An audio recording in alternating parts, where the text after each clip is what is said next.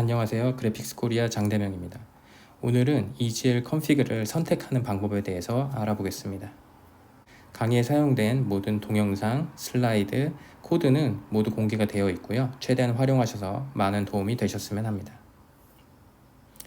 먼저 EGL에 대해서 본격적으로 알아보기 전에 EGL의 에러 메커니즘에 대해서 한번 알아보겠습니다. 우리가 어떤 EGL, 어떤 함수를 부를 때 EGL 불리언을 리턴하는 함수들이 있습니다. 이 리턴 값은 EGL 함수가 성공하면 true, 실패하면 false를 반환하게 되는데요. 실패를 했을 때 이 true, false만 가지고는 이 사용자에게 왜 실패했는지를 알려주는 게 굉장히 제한적입니다. 그래서 더 많은 정보를 주기 위해서 EGL에서는 EGL get error라는 함수를 제공을 해주고 있고요. 이 함수를 사용하면은 이 리턴 값을 통해서 EGL에서 정의해 놓은 에러 값들이 출력되게 됩니다. 이 함수를 쓰실 때 가장 중요해야 되는 점은요, 이 함수는 마지막 호출의 에러만 저장하고 있습니다.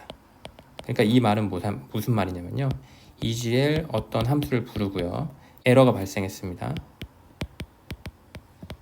그리고 EGL 어떤 함수를 부르고 에러가 발생했어요. 그리고 여기서 EGL get error를 부르면 이 함수에 대한 에러만 확인이 가능하고 이 함수에 대한 에러는 알 수가 없습니다. 그러니까 이 함수는 마지막에 호출된 EGL에 대해서만 에러 검사를 해줄 수가 있는 거예요. 그래서 그 메커니즘만 잘 기억하시고 사용하시면 됩니다.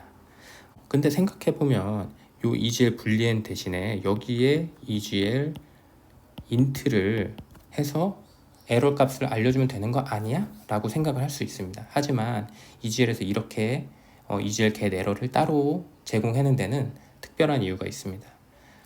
EGL 함수로 호출이 실패했을 때 그 원인을 조사하기 위해서는 굉장히 많은 자원이 필요합니다. 예를 들어서 CPU를 통해서 계산을 해서 왜 실패했는지 알아야 되는 거죠.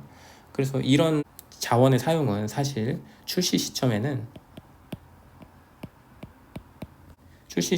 그렇게 도움되는 연산은 아닙니다. 어차피 개발 단계에서 이런 버그나 모든 게 다 수정이 되기 때문에 EGL에서는 이제 개발자에게 출시 시점에는 이 함수를 사용하지 않아도 되는 기회를 주고자 이렇게 EGL get error 함수를 따로 제공을 해서 에러를 체크할 수 있는 그런 메커니즘을 제공하고 있습니다.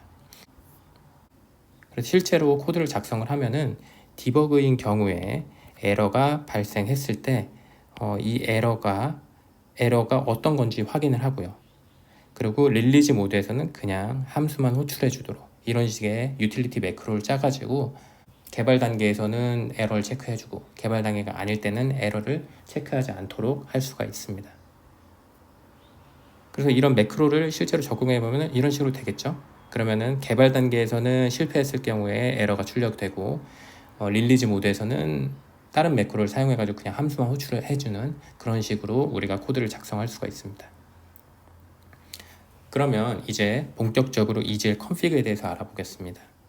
우리가 오픈GL을 사용해서 뭔가 렌더링을 하기 위해서는 EGL 컨텍스트랑 EGL 서피스가 필요합니다. 그리고 이 두 개를 생성하기 위해서는요, EGL config가 필요합니다. 그러면 EGL config는 뭐냐? 이거는 간략하게 설명드리면 우리가 EGL을 초기화를 했잖아요. 그리고 이 EGL은 윈도우 매니저의 자원을 받아서 초기화가 됐습니다.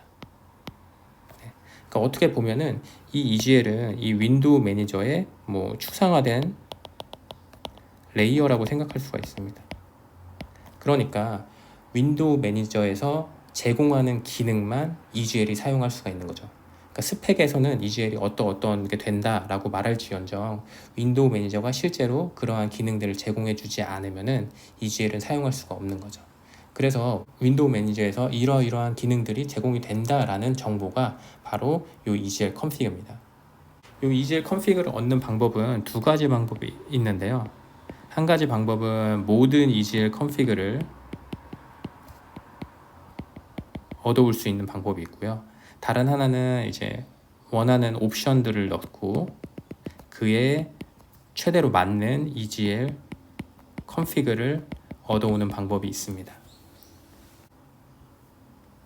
그러면 먼저 모든 EGL 컨피그를 얻어오는 방법에 대해서 알아보겠습니다.